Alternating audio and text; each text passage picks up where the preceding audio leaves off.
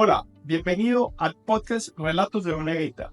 El objetivo de este podcast es despertar la creatividad financiera de altos directivos, accionistas de empresas, familias empresarias, para que puedan despertar el valor que tienen dentro de sus compañías, utilizando herramientas de finanzas corporativas como son las fusiones y las adquisiciones. Asimismo, vamos a estar hablando sobre inversiones. Si te interesan estos temas, quédate con nosotros. Bueno, bienvenidos a nuestro podcast Relatos de una Evita con Simón Restrepo Bart. El día de hoy hablaremos sobre el riesgo cambiario y la inteligencia artificial aplicada. Tenemos un invitado muy especial que se llama Nicolás Corredor, fundador y gerente de la firma de consultoría Coinspire, especializada en asesorar empresas para la administración de su riesgo cambiario. Y el día de hoy tenemos un tema muy especial para ustedes. Nicolás, ¿cómo estás? Hola Simón, ¿cómo estás? Un gusto que me hayas invitado. Gracias por esta invitación y saludos a todos los que nos están escuchando. Muchas gracias. Tienes tremenda colección de guitarras. No sabía que te gustaba tanto la música y el rock. Cuéntame un poquito sobre eso. Pues en una época de mi vida fue casi que a lo que buscaba dedicarme. Realmente le dediqué mucho tiempo.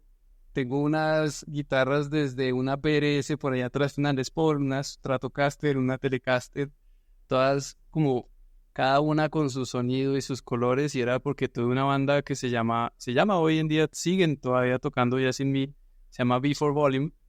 Tuvimos un par de canciones hasta que nos ganamos un par de premios Shock. Estuvimos en los 10 más pedidos de MTV. Hice alguna vez una gira por Estados Unidos, por México.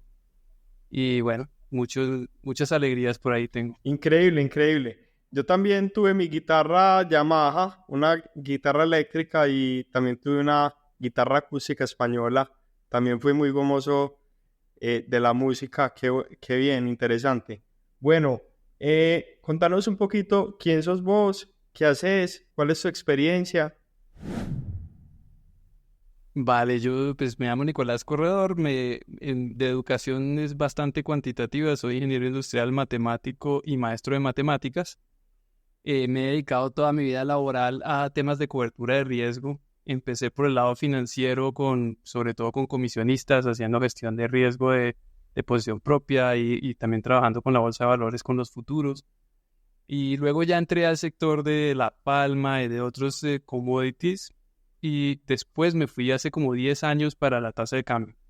Entonces estuve con un broker muy grande como Commercial Managing Director de la oficina de Colombia. Y ahí atendí clientes por más de 5 años de México, Chile, Colombia. Y ya en los últimos 5 años me dediqué a armar Quantspire, que es una empresa colombiana dedicada a eso, a asesorar empresas en cómo cubrir su riesgo de tasa de cambio de commodities y pues proveer un software para toda esta gestión. Qué bien, interesante. Para los que no me conocen, yo soy Simón Restrepo Bart, soy banquero de inversión, me dedico a asesorar procesos de compra y venta de compañías, también hago desarrollos inmobiliarios en Estados Unidos, tengo mucha experiencia en temas de inversiones en mercados, en la bolsa de valores, y bueno, el día de hoy pues estaremos profundizando sobre este tema que le duele tanto a algunas compañías, y es el manejo del riesgo cambiario, sobre todo en países como Colombia, donde ha habido mucha volatilidad de tasa de cambio los últimos años. Bueno, contanos un poquito qué ha pasado con los mercados financieros en los últimos días. El día lunes fue, digamos que histórico, porque digamos que el índice de Japón cayó un 13%. Digamos que eso contagió la bolsa americana, que también tuvo unas pérdidas muy importantes, y el día de hoy hubo un rebote increíble en todos estos mercados. Digamos que el Nikkei 225 se recuperó un 10%, y pues todo esto nos afecta de alguna u otra manera, afecta a las monedas, afecta el riesgo, afecta, digamos que las tasas de interés. Contanos un poquito qué ha pasado con el peso dólar desde la pandemia y en especial los últimos meses, y cuáles son las perspectivas pues para los próximos meses o para el próximo año. Vale, parte de lo que yo me dedico bastante es, pues no tanto predecir para dónde va la tasa, porque realmente es muy difícil, pero creo que una de las labores más importantes de los analistas es entender qué debo mirar, a qué le debo poner cuidado, porque pasan tantas cosas al tiempo que uno entonces no sabe si estar mirando qué le pasa al petróleo, qué le pasa a México, qué le pasa de un lado y al otro. Y entonces para explicar un poquito esto, creo que en el fondo es que cuando hay inflación alta en Estados Unidos, todo se vuelca hacia allá. ¿Qué va a hacer la Reserva Federal? ¿La subida de tasas de interés o si va a bajar? ¿Si la inflación se va a controlar? Y también la Reserva Federal tiene que cuidar el empleo. Entonces, en estos momentos de alta inflación, en los que empieza a haber est- estos aumentos de tasa de interés por parte de la Reserva Federal y ahorita la posibilidad de disminuirlos, ese es uno de los fundamentales más importantes que cualquier persona que esté analizando la tasa de cambio tiene que estar viendo. Obviamente hay muchísimas más cosas, pero esto mueve todos los mercados. ¿Y qué fue lo que pasó? Tasas de interés altas en Estados Unidos, de 5.25 la tasa de la Reserva Federal de los Fed Funds, tienen una oportunidad inmensa para alguien que quiere generar una rentabilidad sin riesgo o con un riesgo realmente muy bajo. Y además eso se unía a que el yen tiene la oportunidad de, yo puedo pedir prestados yenes a una tasa que normalmente estaba muy bajita, cercana a cero, en algún momento hasta negativa, es decir, me regalaban dinero por pedir dinero prestado.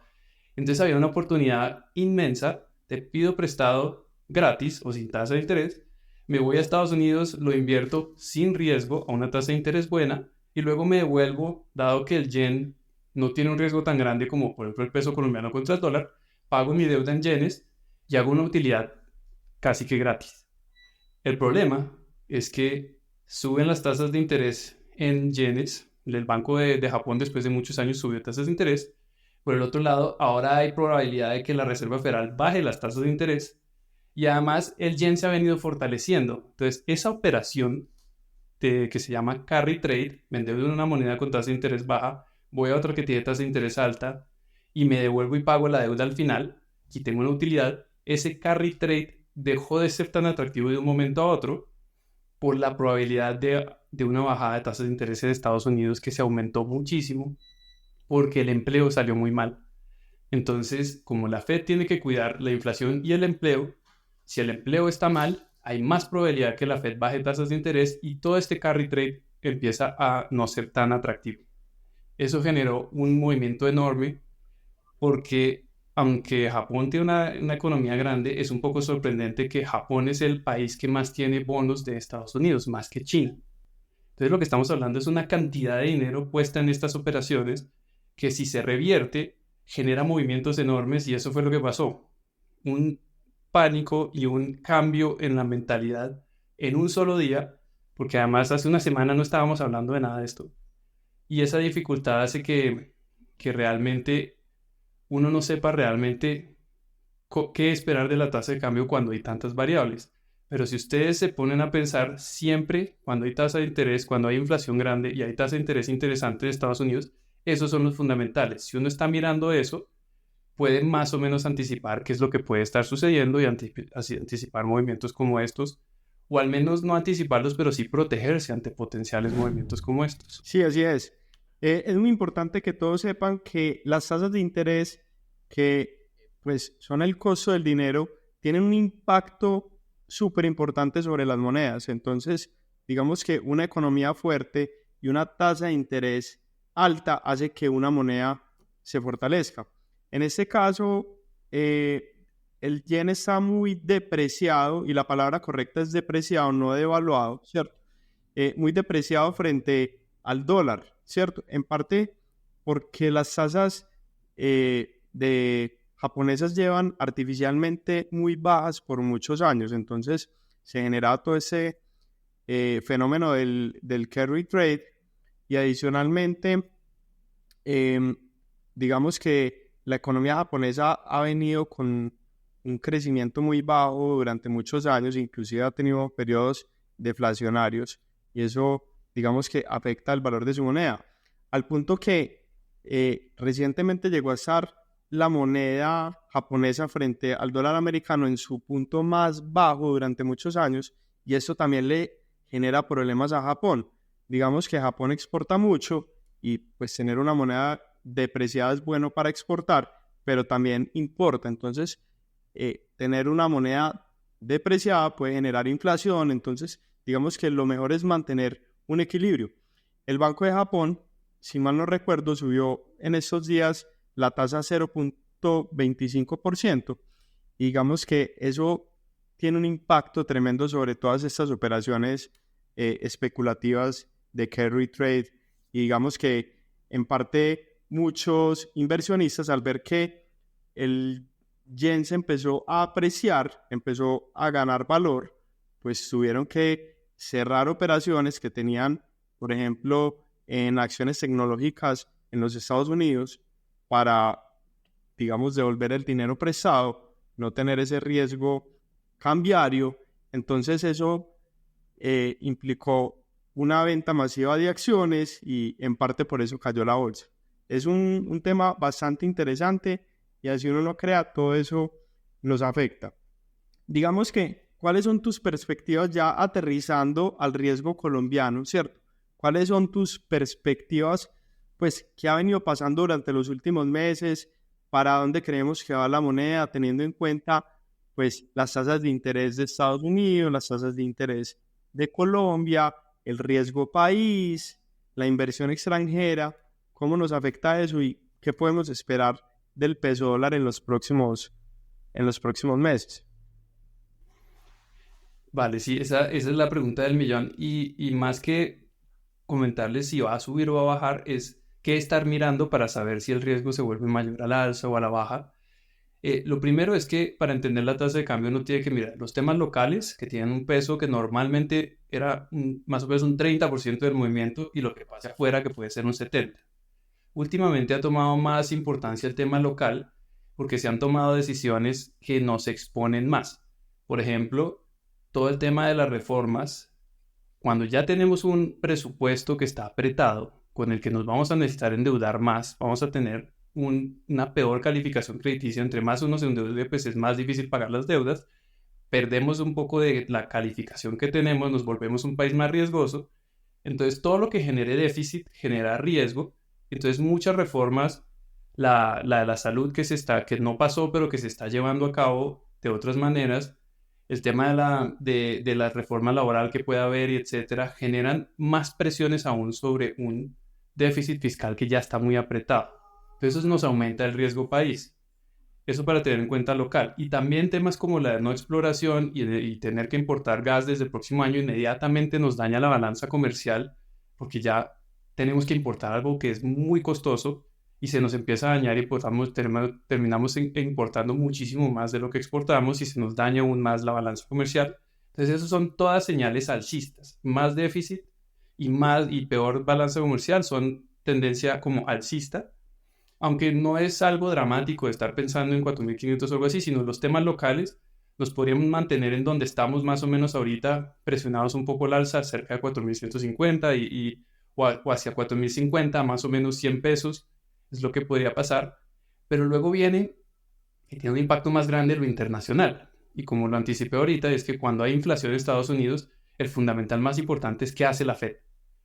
Y entonces hay dos escenarios que además son súper diferentes en lo que puede pasar, y es si la inflación llega a bajar y logran bajar tasas de interés sin que haya recesión, es lo que se conoce como un soft landing, y es lograr que la economía aterrice suavemente sin recesión y que la inflación sea controlada. En ese caso, lo que uno podría esperar es que pierda valor el dólar globalmente y que la tasa de cambio pueda ir hacia abajo. El riesgo es más grande a la baja en ese caso. Y creo que allá vamos a llegar individualmente, si es ahorita o después, eso va a llegar, y entonces viene una época en que la tasa podría estar presionada a la baja por los temas internacionales, pero, y ahí viene como la bifurcación, y es si hay o no hay una recesión antes de que eso pase.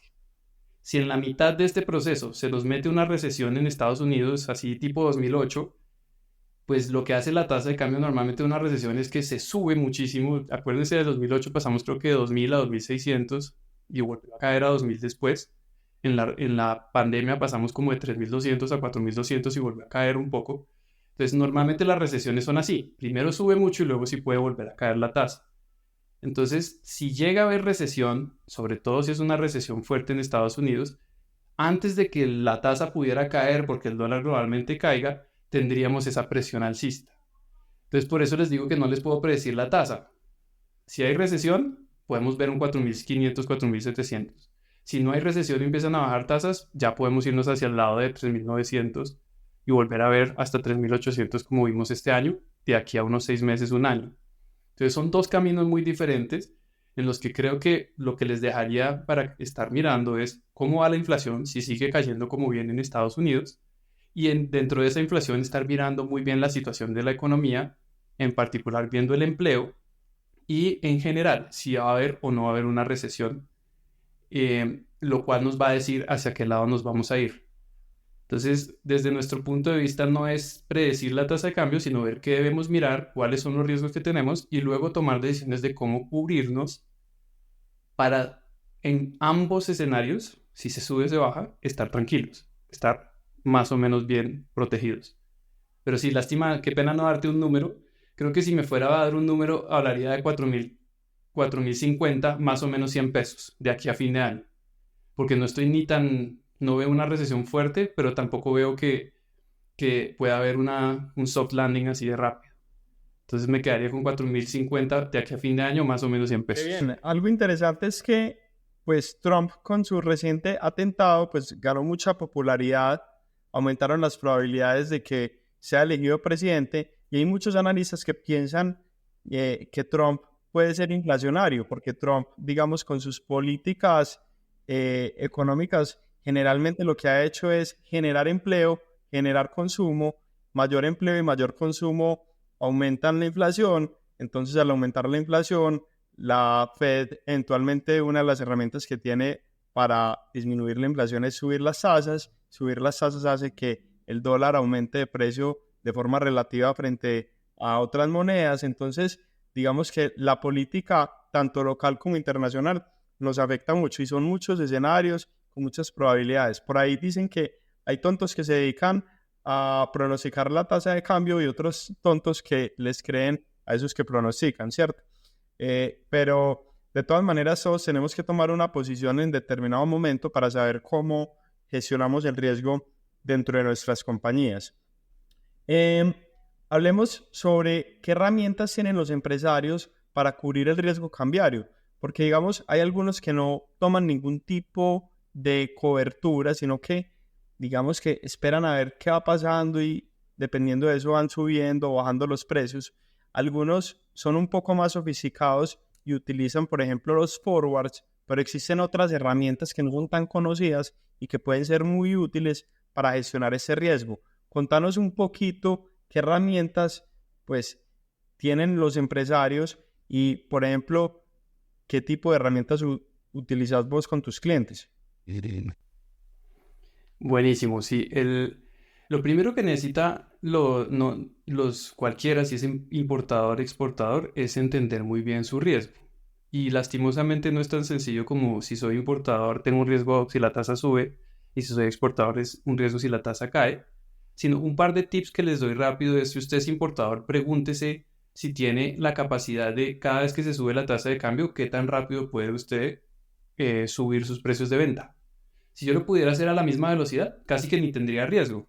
Se me suben mis costos, subo los precios de venta, se me caen los costos, bajo los precios de venta y siempre mantengo mi margen. Lastimosamente eso no le pasa, creo que a nadie. Hay algo en la mitad en la que uno, mientras sube la tasa de cambio y mientras yo logro transferir precios, menor margen y tengo un impacto. Entonces, hacer coberturas es una necesidad, pero tengo que entender qué tanto puedo transferir el riesgo porque también tengo un problema. Cuando cae la tasa también me puede tocar bajar precios. Entonces, por favor, piensen si es importador, qué tanta flexibilidad necesitan tener y a qué plazos deberían cubrir, porque cubrir demasiado cuando soy importador puede ser mayor riesgo que no cubrirme. Por ejemplo, en el 2023 pasó mucho que importadores estaban cubriendo muchísimo de sus importaciones, se cayó la tasa de cambio, la competencia que no se cubrió empezó a bajar precios y los que se quedaron comprados caros terminaron sufriendo muchísimo. Entonces, es un tema de entender muy bien oferta y demanda en mi negocio. Pero entonces ahí es donde se vuelve más interesante la pregunta que nos haces. También para exportadores así muy rápido es diferente uno tiene que entender muy bien cuál es el perfil del exportador, cuánto tengo jugado en la tasa de cambio en pesos, cuánto de mis costos ya está fijo en pesos, cuánto tengo flexibilidad en dólares y dependiendo de esa flexibilidad definir a qué plazo cubrir. Personalmente yo no soy muy fan de cubrir a más de un año y si se hace, se debe hacer con instrumentos flexibles. Un forward a más de un año termina siendo, hay veces, también unas posiciones muy complicadas. Por ejemplo, en el 2015, que pasamos de 2000, que estábamos en promedio durante muchos años, y se fue a 3300, haber hecho una cobertura muy inflexible con forwards a un plazo largo te hubiera también dejado muy mal parqueado. Entonces, ¿qué podemos hacer? Para eso es donde vienen estas herramientas que son opciones. Las opciones son flexibles. La gran mayoría de las empresas y las personas tienen la mala concepción de que son demasiado caras y que son ineficientes. Yo sí podría decir que estoy de acuerdo con que hay veces son demasiado caras. Comprar opciones puedes estar pagando una prima más grande de la que deberías, pero se pueden hacer combinaciones. Compro unas, vendo otras, entonces acá no me pongo demasiado técnico, pero uno puede hacer operaciones en las que estés protegiendo tu tasa, tengas flexibilidad si la tasa de cambio sube. Por ejemplo, si eres exportador, pones un piso a tu tasa, pones unos techos también flexibles, puedes pagar unas primas bastante razonables y tienes una posición que si la tasa de cambio se sube, como dije ahorita, qué tal que se vaya a 4.500 o qué tal que se vaya a 3.900, puedes estar en un intermedio tranquilo en el que sin pagar unas primas exageradas, si se cae vas a estar protegido y si se sube tienes algo de flexibilidad. Entonces ese tipo de flexibilidad se paga tanto para exportadores con este riesgo que acabo de hablar, pero también como importadores por el tema competitivo. Hay veces queremos cubrir la tasa de cambio y nos vamos con una tasa muy rígida como un forward, pero de pronto todavía no hemos ni siquiera vendido en el mercado. Estoy cubriendo algo que todavía no he vendido. Entonces, si yo no he vendido ese producto y la tasa de cambio se cae, pues toda mi competencia va a estar comprando más barato que yo. ¿Y cómo voy a competir si yo ya me quedé comprado caro? Entonces, es interesantísimo. Cada una de sus compañías debe entender ese ambiente competitivo y las coberturas no se deben hacer desde el lado financiero y ya. Se deben ver desde el conjunto de toda la compañía, de la competencia, de cuáles son las alternativas que tengo para buscar qué tan rígido o qué tan flexible tengo que ser en mi programa. Entonces, las opciones en Colombia, como dato curioso, son muy eficientes. Los precios son muy buenos. Los bancos dan unas cotizaciones muy buenas. Vale la pena usarlas. Y no es que uno, como muchos creen que son demasiado costosas y no valen la pena y son ineficientes. No, es un mercado líquido, es un mercado que tiene precios muy justos y que se pueden hacer operaciones que son mucho más adecuadas para lo que requiere la compañía. Listo, digamos que voy a explicar un poco qué son las opciones. Existen opciones call y opciones put. Digamos que una opción call es un contrato que te da el derecho a adquirir un activo a determinado precio, independientemente de que ese activo valga más en el momento en que se vence el contrato. Y digamos que el precio al cual se pacta el contrato se conoce como el strike price o precio strike. Digamos que todos esos contratos tienen una fecha de expiración. Un contrato call sirve, por ejemplo, para decir, oiga, la acción de Apple está hoy a $190. Yo quiero, si la acción sube a más de $200, yo quisiera comprarla a 200 con fecha de expiración el 16 de agosto del 2024, por ejemplo. Entonces yo pago por el derecho de adquirir esa acción a $200 independientemente de que esté más cara y pago, digamos que una prima. Esa prima puede ser el 1 o el 2% dependiendo del plazo, de la volatilidad del activo, de ciertos factores. ¿Listo? También existen las opciones put. Las opciones put se utilizan más como un seguro de parte del vendedor, de parte de quien tiene el activo. Entonces, ese dueño del activo lo que hace es que, digamos, si yo tengo una acción de Apple y esa acción vale $190, pero van a salir las noticias de ganancias la semana entrante y eso podría hacer que la acción baje de una manera rápida, yo podría comprar una opción put que me da el derecho a vender esa acción el próximo viernes a determinado precio, independientemente de que valga más. Y digamos que cada contrato de opciones call y opciones put tiene, digamos que, dos partes: quién vende la opción y quién compra la opción. Entonces hay gente que se dedica a vender las opciones para generar una rentabilidad, esperando que ese activo no llegue a ese precio, o sabiendo que si llega a ese precio están dispuestos a adquirirlo porque le pueden dar cierto uso. Y quienes venden opciones call, pues digamos están esperando que el activo no llegue a cierto precio y esperan ganarse esa prima. Eso es súper interesante, y uno puede, digamos que, utilizar las opciones call y las opciones put en múltiples escenarios. En escenarios de compra y venta de empresas no listadas en la bolsa, ¿cierto? Los puede utilizar para invertir en la bolsa y generar rentabilidades adicionales o asegurar el portafolio, o las puede utilizar para el mercado cambiario. ¿Listo? Entonces, ese es un tema súper amplio. Podríamos escribir libros enteros solamente hablando de opciones call y opciones put, pero aparte de los forward, es una de las estrategias de cobertura que más se utilizan, y según nos dice Nicolás, pues son bastante eficientes, teniendo en cuenta su costo. Hablemos un poquito, para quienes no saben, de los contratos forward. ¿En qué consisten? Vale, uno piensa siempre que los derivados son un tema que se inventaron unos especuladores por allá, bien extraño, y realmente nace de las necesidades básicas de una empresa. Y es más, los primeros contratos forward son de hace más de 5.000 años, de producción de arroz en China.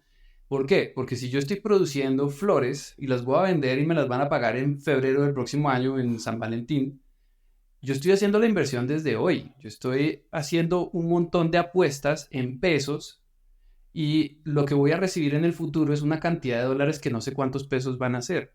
Y yo quisiera saber y garantizar de alguna manera que la cantidad de dólares que espero recibir, cuando los traduzca a pesos, sean suficientes para pagar toda la inversión que estoy haciendo hoy.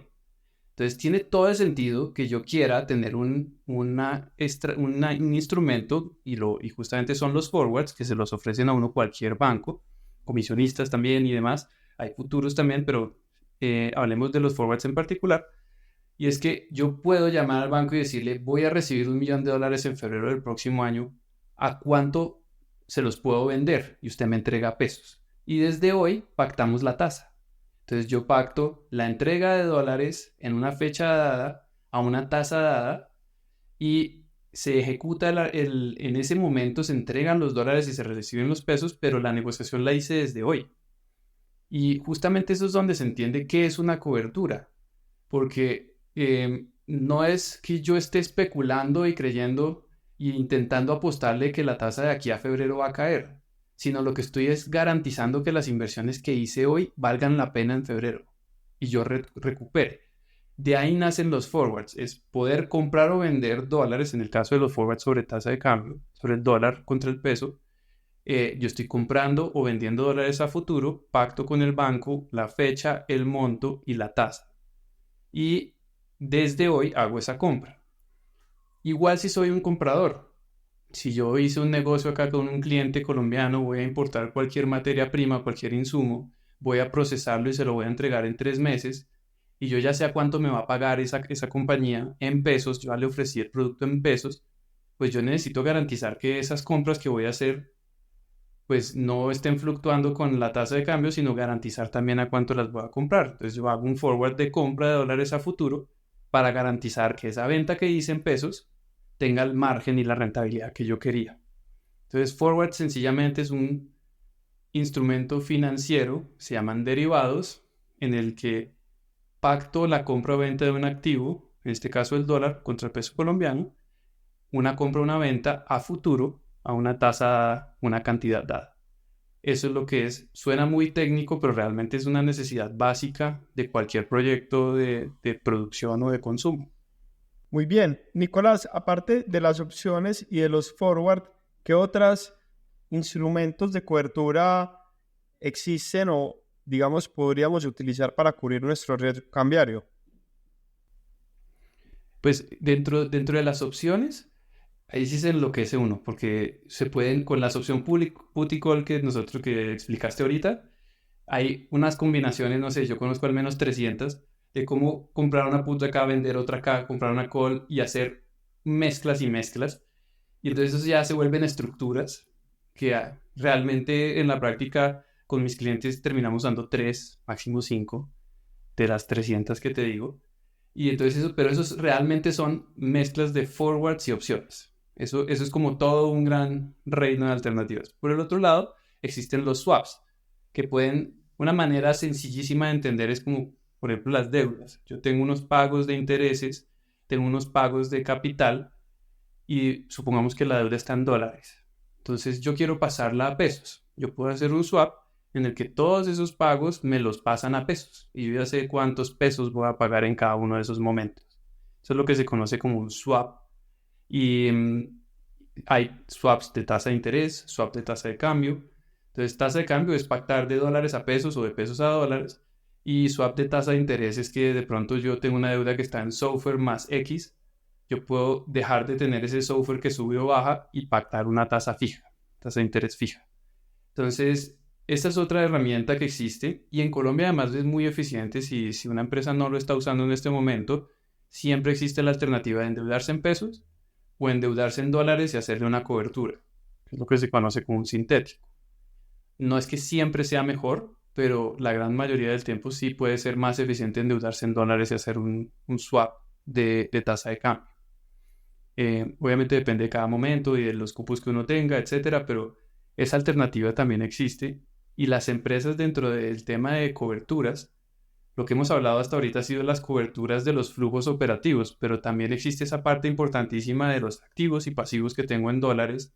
Viene una decisión de cuánta deuda debo tener en dólares, cuánto debo tener en pesos, si tengo activos en dólares o en pesos.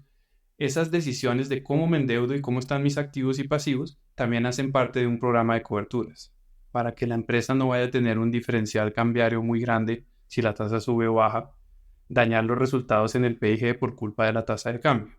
Entonces, eso es otra parte importante. Eso es bien interesante. Voy a ampliar un poquito el tema de los swaps. Nicolás, si digo alguna imprecisión, tú que eres el experto en estos temas, me puedes corregir. Digamos que hay un banco que atiende, por ejemplo, Ecopetrol, ¿cierto? Pero a su vez atiende a un concesionario de vehículos, ¿listo? Digamos que un concesionario de Toyota. Y ese concesionario de Toyota todos los años importa 100 millones de dólares en vehículos, ¿cierto?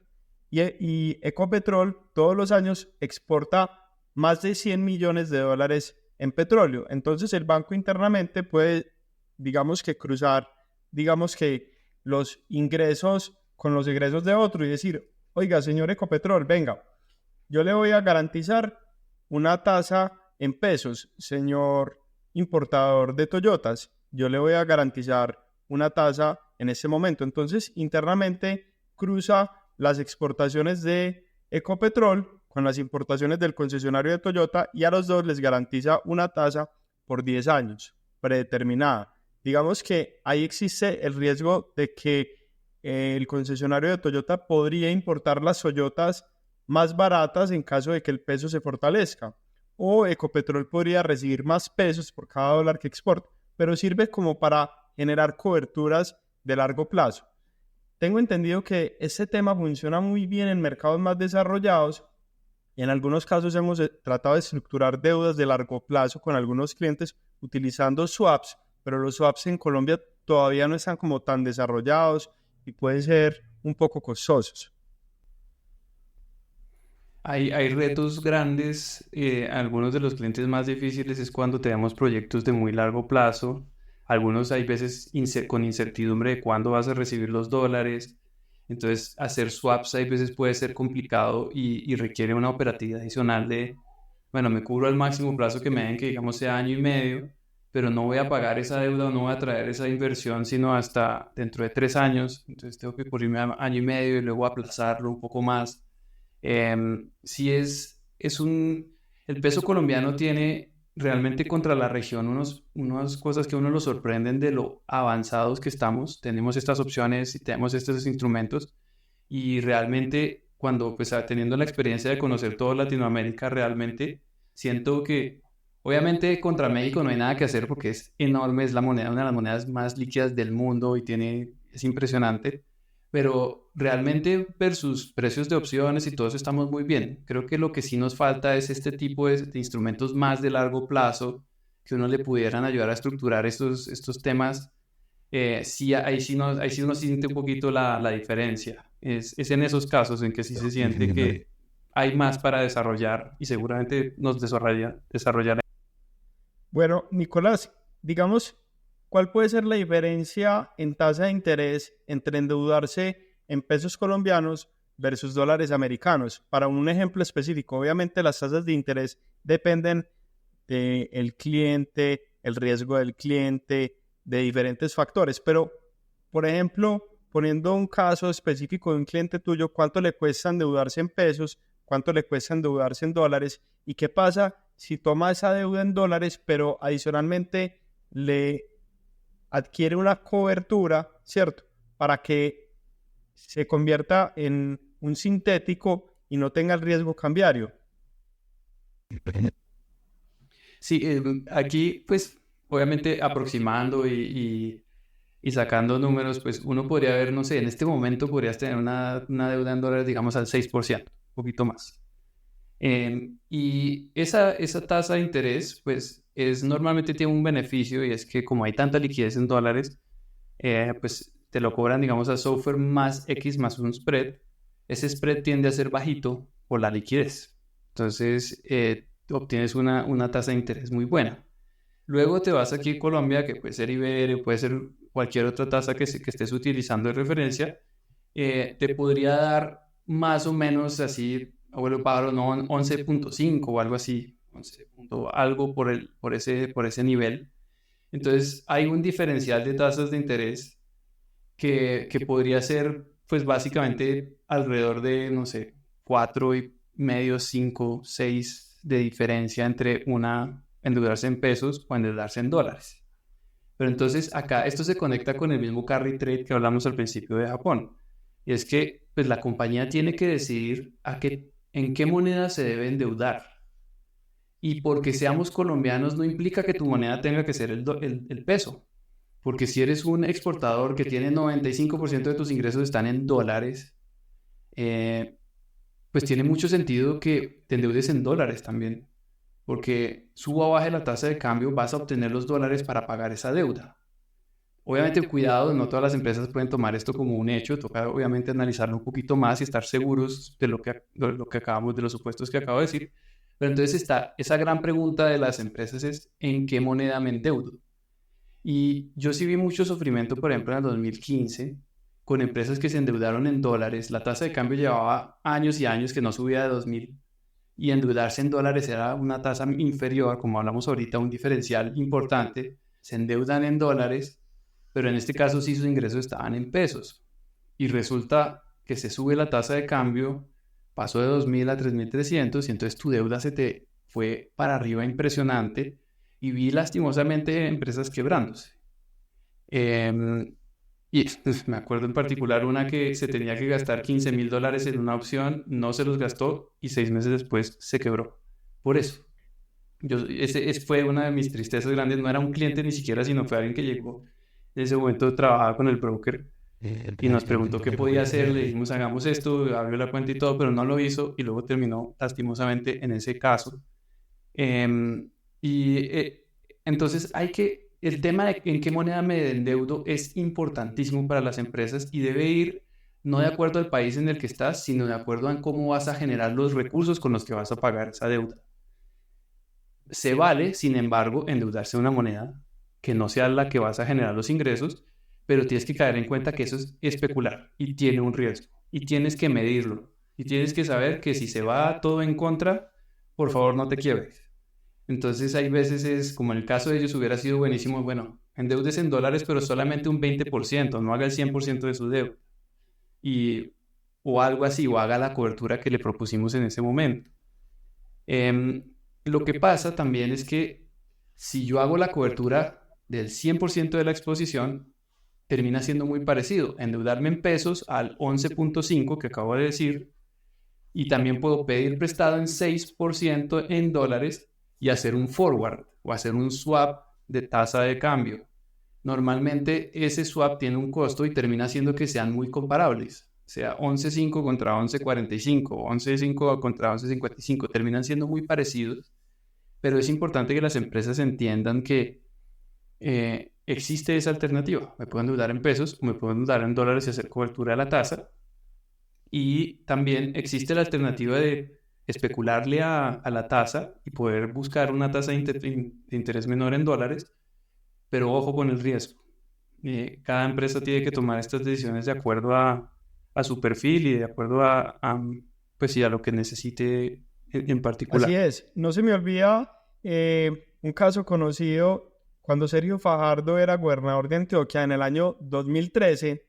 La gobernación tomó un crédito con Corbanca por 77 millones de dólares y la tasa de cambio estaba aproximadamente a 2.000 pesos y le ofrecieron una tasa de interés de alrededor del 10% efectivo anual. Pues resulta que el dólar se disparó y esa deuda que era de alrededor de 150.000 millones terminó, digamos que costándole más de 230.000 millones de pesos a la gobernación, y eso implicó que le abrieran procesos penales, etcétera. Ya después, digamos que lo declararon inocente, pero digamos, eso pasa en todas las familias. Nosotros hemos valorado muchas compañías y hemos asesorado empresas. Recuerdo que acompañamos el proceso de adquisición de una de las empresas más reconocidas del sector textil confección de parte de unos inversionistas privados, y esa compañía pertenecía a un fondo de capital privado. Esta compañía se endeudó muchísimo en dólares y cuando la tasa de cambio, digamos que tuvo un aumento importante entre el 2015 y el 2020 aproximadamente, pues esa deuda en dólares empezó a pesar mucho en el balance de esa compañía y eso le generó grandes pérdidas a ese fondo. Entonces, tenemos que tener mucho cuidado con el endeudamiento en dólares. Yo a mis clientes no les recomiendo mucho que se endeuden en dólares, aún siendo exportadores, sin tener una cobertura, digamos que a través de bancos, a través de este tipo de instrumentos. Digamos que acá pues una anécdota, a Nicolás lo conocí porque uno de mis mejores clientes, actualmente una compañía súper reconocida con más de 600 empleados, pues es una compañía que importa y exporta muchísimo, ¿listo? Y todos los años tiene, digamos que más exportaciones que importaciones, pero algunos años generaba muchas utilidades por diferencia en cambio y otros años generaba pérdidas por diferencia en cambio, y era porque las decisiones de coberturas se tomaban, digamos, de una manera muy intuitiva por parte de los administradores, y hay veces, digamos, que les iba muy bien y otras veces les iba muy mal. Entonces yo invité a Nicolás a que montáramos un comité financiero para esta compañía y empezamos a generar unos mecanismos de cobertura que le han permitido a esa empresa, pues digamos que eliminar ese riesgo cambiario. Ahora solo tiene el riesgo operativo de una manera importante, que es cuánto vendí, cuánto me costó vender, precios, etcétera. Pero digamos, ese tema de la tasa de cambio está muy controlado. Nicolás, ¿por qué no nos mostras un poquito cómo haces este tipo de proyecciones de, digamos, exportaciones, importaciones, coberturas, etcétera, etcétera? Nuestra plataforma Quantspire está diseñada para empresas que tienen exposición en exportaciones o importaciones que les afecten los resultados una moneda extranjera, o también materias primas como petróleo, carbón, y por otro lado soya, maíz, trigo, metales, etc. Es una herramienta diseñada en los últimos 15 años, pero implementada en los últimos 4 años y medio, que busca que las compañías puedan responder las preguntas más importantes: ¿cómo estoy cubierto? ¿Cuáles son mis exposiciones? ¿Cuál es el riesgo? ¿Qué probabilidad hay de que la tasa de cambio suba o baje? ¿Y cuál sería el impacto en mis resultados? Y al final poder tomar decisiones de cómo cubrir ese riesgo. Unas de las herramientas que tenemos incluyen inteligencia artificial, en donde Tenemos modelos que automáticamente van y encuentran contra cuáles variables está más correlacionada a la tasa de cambio y cuáles están afectando de manera más importante el movimiento de la misma para poder predecir hacia dónde se puede ir. Tenemos herramientas también como análisis de tendencias con estadística y con inteligencia artificial para predecir cuál es la tendencia actual y cuál es la tendencia futura de la tasa de cambio. Tenemos percentiles, tenemos análisis de estacionalidades, tenemos análisis de proyecciones, comparación entre un activo y otro, y de esta manera lo que buscamos es que las empresas puedan tener una ayuda adicional para lograr nuestro lema, y es que puedan tomar mejores decisiones de cobertura. Lo primero es una respuesta muy filosófica, y es ¿qué puede hacer el ser humano que no puede hacer la inteligencia artificial? Y cuando estaba en matemáticas, justamente cuando uno ve temas de lógica y ve la máquina de Turing, que fue justamente, Turing fue el que se inventó en abstracto los computadores, y uno ve que la máquina de Turing es capaz de hacer cualquier cálculo, cualquier análisis lógico que hacemos los seres humanos. Uno en matemáticas realmente entra en depresión y dice, no podemos, de nada de lo que he hecho es exenta, es decir, todo lo puede hacer la máquina. Entonces, ¿qué nos queda a nosotros? Y la respuesta justamente la dio Einstein, y luego yo la terminé entendiendo por una frase de Steve Jobs, y es que dijo, la inteligencia no es tan importante, es más importante la intuición, dijo Einstein. Y para mí la intuición todavía no me conectaba porque yo decía, no, intuición es como una aproximación cuando no tengo todos los datos. Pero luego la intuición la explica Steve Jobs diciendo que la intuición es eso que lo hizo a él despertarse y decir, quiero hacer computadores y entregárselos a la gente. Es como eso que nos mueve a nosotros por hacer algo que ni siquiera sabemos si va a funcionar o algo así, sino que simplemente nos mueve y queremos hacerlo. Por ejemplo, también yo lo veo muy humildemente con la idea de hacer un software para gestión de riesgo y vendérselo a los clientes. Nace de como un impulso que uno no puede explicar. Y creo que eso es lo que va a seguir siendo más importante. La inteligencia no va a ser tan importante, va a ser más importante la intuición. Habiendo dicho esto, pues los seres humanos tenemos algo que nunca nos va a reemplazar las máquinas. Y ya viéndolo un poquito más pragmático sobre qué se ha hecho, cada año la inteligencia artificial se vio que es un tema de fuerza bruta y de plata, de dinero, de inversiones. Cada año se invierte, creo que es 100 veces más de lo que se ha invertido en el año anterior y en cambio la inteligencia artificial se ha vuelto cada vez 1000 veces más fuerte cada año. Los últimos par de años ha pasado esto. Entonces uno ve esas inversiones que han subido, vienen subiendo exponencialmente porque los resultados suben aún más rápido, y eso es en lo que está la carrera de todas estas grandes tecnológicas invirtiendo. ¿Hasta dónde va a llegar esto? Pues en el tema de coberturas creo que es un tema de nicho. No es tan grande como, por ejemplo, la inversión en bonos, en bolsa y en todo esto donde realmente se está yendo la gran mayoría de las inversiones.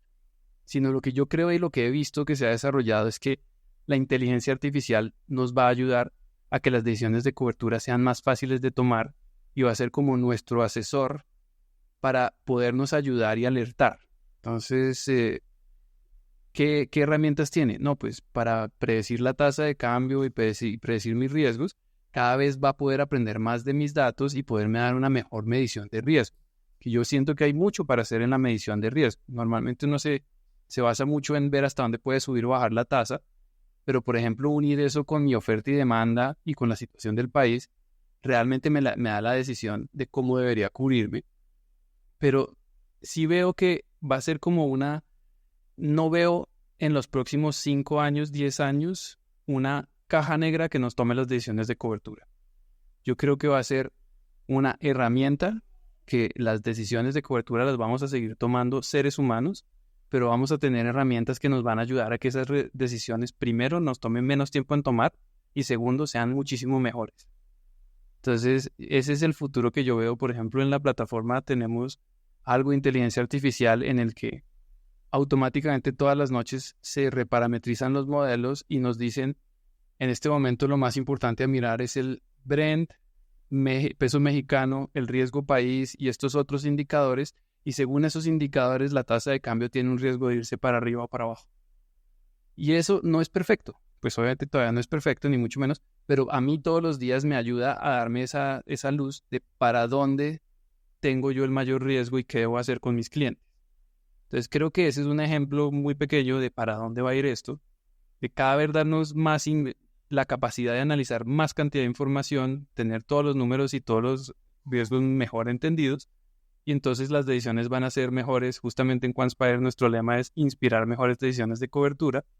Eso es lo que seguramente pues para allá vamos con inteligencia artificial, y es ayudarnos a tomar mejores decisiones de cobertura en todos estos procesos, pero no lo veo quitándonos el trabajo. Esto es muy complejo, con muchísimas variables que dependen de la compañía, ¿no? Y de la competencia. Entonces realmente encontrar, por muy avanzado que sea ChatGPT y todas esas cosas, de acá a que eso pueda realmente reemplazar a los seres humanos que estamos detrás de todo esto, todavía lo veo un poco lejos.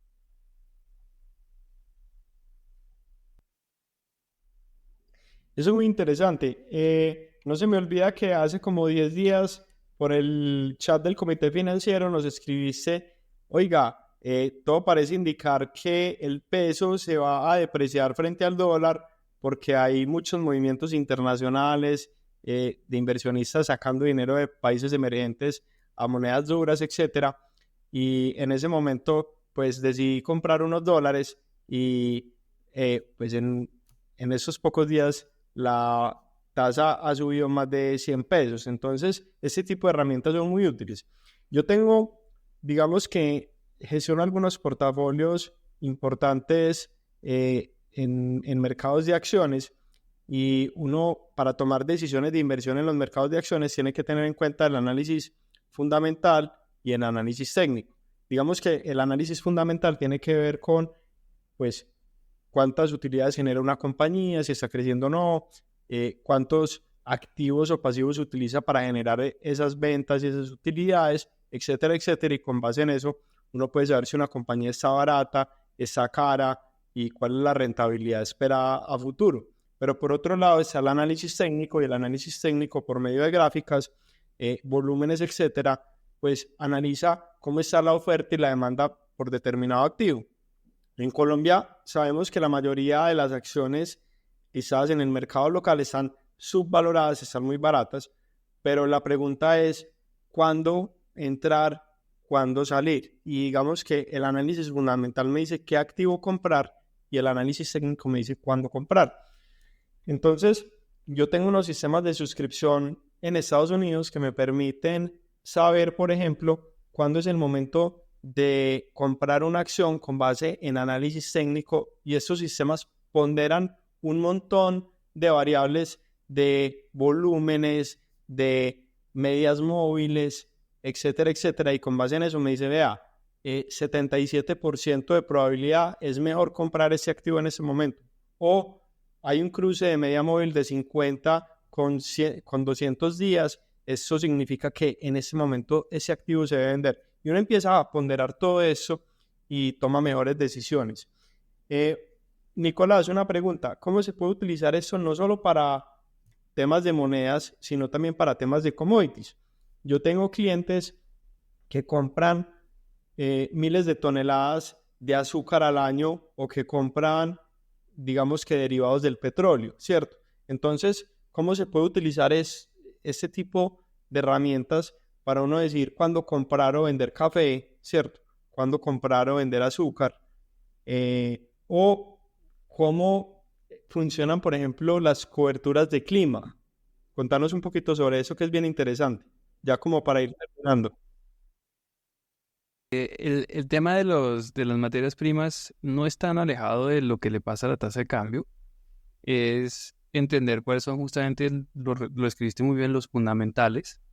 Y en commodities hay los fundamentales que hay que entender son producción, consumo, inventarios, pero también si es agrícola, también temas de clima, etcétera. Y realmente sí hay, es decir, ser experto en petróleo no implica que puedas rápidamente ser experto en café. Cada commodity es un mundo en el que hay diferencias fundamentales. Por ejemplo, el activo se puede almacenar o no se puede almacenar. Tiene estacionalidades de compra, pues, de demanda o tiene estacionalidades de oferta. Y todo eso te muestra cómo se mueven los precios a futuro, cómo se mueven durante el año, etcétera.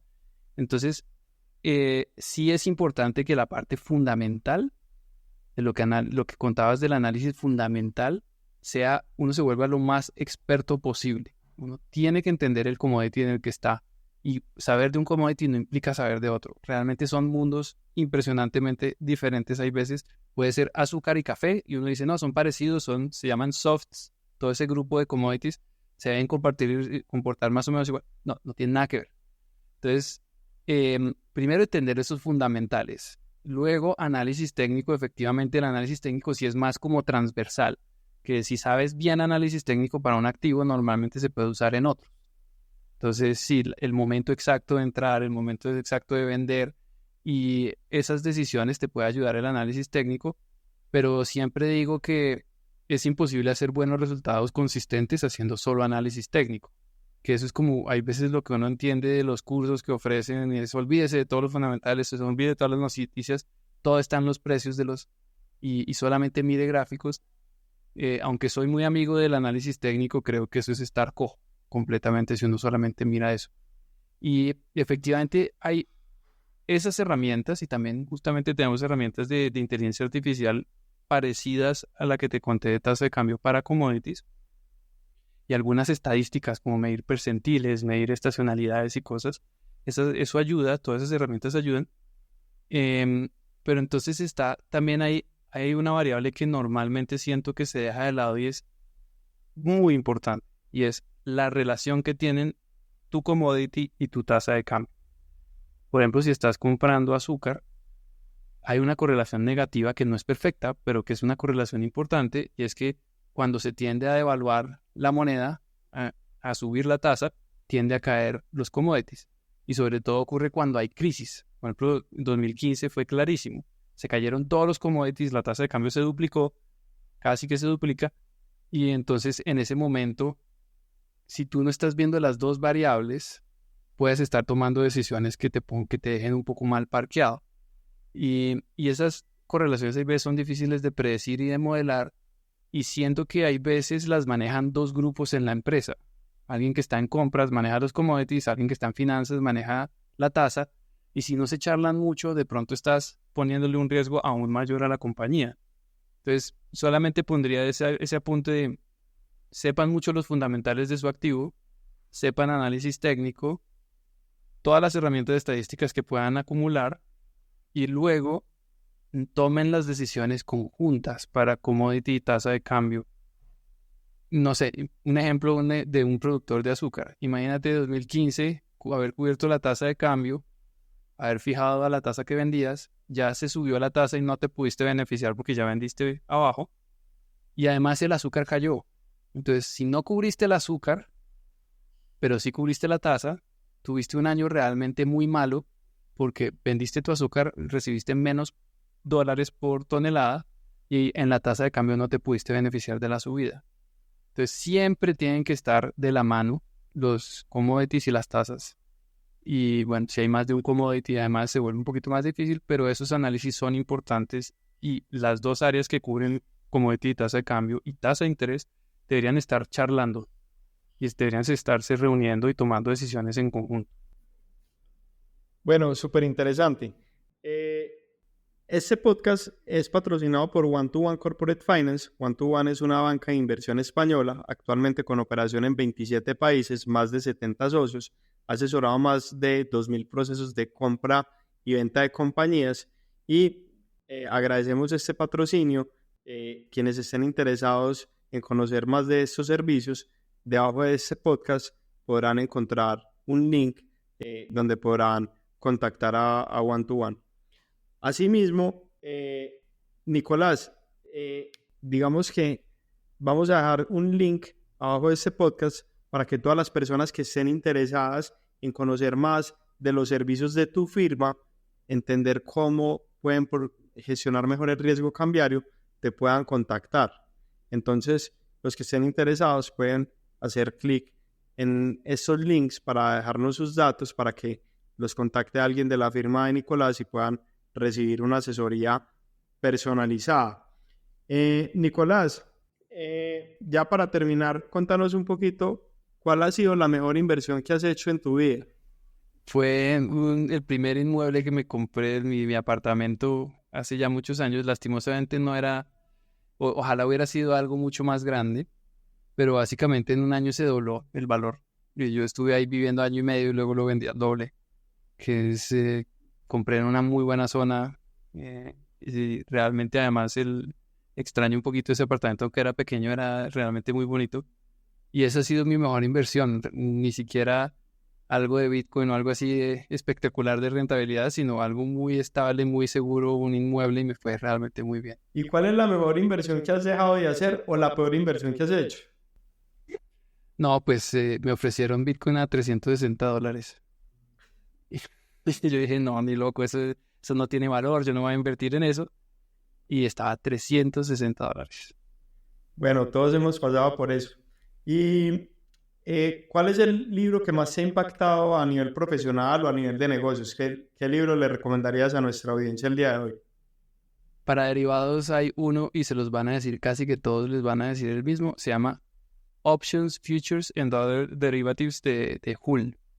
Ahí tiene muchas versiones, pero ese libro, pues básicamente yo me lo he leído realmente todo, he hecho todos los ejercicios porque ahí está todo.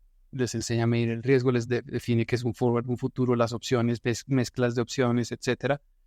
Lo único que sí diría es que a ese libro le falta un poquito la parte de trading. Y hay algún, por ejemplo, en Nassim Taleb se llama Delta Hedging, antes de Black Swan y todos esos que se volvieron más famosos. Ese Delta Hedging me gustó mucho porque es súper técnico, pero también es un poco más, tiene un poquito más de ese tema de especulación y de feeling para hacer trading de una manera muy, muy, muy cuantitativa. Entonces creo que me iría con el de Options, Futures and Other Derivatives, pero de pronto el otro de Delta Hedging también es muy interesante. Y bueno, hay uno más técnico que es de Carol Alexander, que se llama Market Models, que también es bastante técnico para medir el riesgo y para modelar diferentes activos. Y bueno, esos serían los que más me han impactado, pero en este momento estoy leyendo más de inteligencia artificial, todo lo que pueda de inteligencia artificial es lo que estoy leyendo. Y bueno, hay demasiadas referencias, pero si quieren después lo dejo los links para los interesados les cuento. Sobre todo hay uno en particular que es un poquito largo, pero que es la Biblia de la inteligencia artificial para todos los interesados, para que nos contacten. Qué bien, muy interesante. Si conoces a alguien que esté interesado en mejorar la gestión del riesgo cambiario dentro de su compañía o su endeudamiento en dólares, por favor compártele este podcast que le puede ser de gran utilidad. Nicolás, muchas gracias por tu tiempo. ¿Cómo te pueden encontrar las personas, por ejemplo, en LinkedIn? En LinkedIn directamente como Nicolás Corredor, o también tenemos la página de Quantspire.